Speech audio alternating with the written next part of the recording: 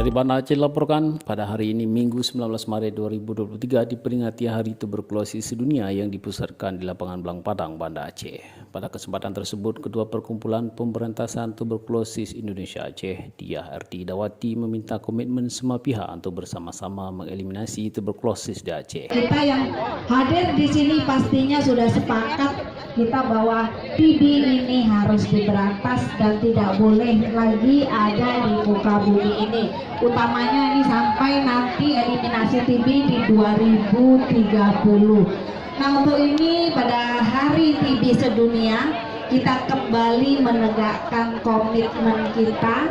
Masih banyak PR kita yang alhamdulillah sudah ada peningkatan dari temuan kasus dan juga dari tingkat kesembuhannya. Temuan kasus tadi disampaikan sudah di atas 50%. Menurut Diah Erti Dawati, kegiatan peringatan Hari TBC Sedunia yang dilaksanakan pada hari ini di Lapangan Blang Padang, Banda Aceh jangan hanya sekedar seremonial semata, tetapi harus bisa melahirkan kader pemantau minum obat dan juga kader jumantu atau juru pemantau batuk di level grassroots di tingkat kampung.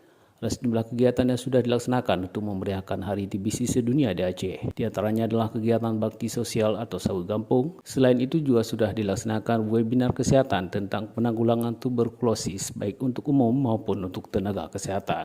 Oke, baik. Jadi alhamdulillah dalam rangkaian Hari TB Sedunia 2023 kita telah melaksanakan beberapa acara, ada 5 acara yang hari ini merupakan hari puncak TB Sedunia.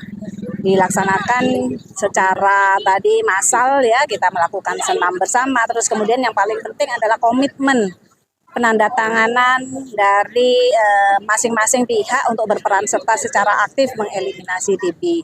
Insya Allah dengan adanya kegiatan-kegiatan ini tidak hanya sekedar seremonial, tapi nantinya kita di masyarakat bisa membentuk beberapa kader-kader TB, yaitu kader pemantau obat, pendamping pemantau obat, dan juga kader pemantau batuk di level grassroots di tingkat-tingkat kampung. Demikian dengan adanya Hari TB Sedunia, insya Allah Indonesia bisa mengeliminasi TB.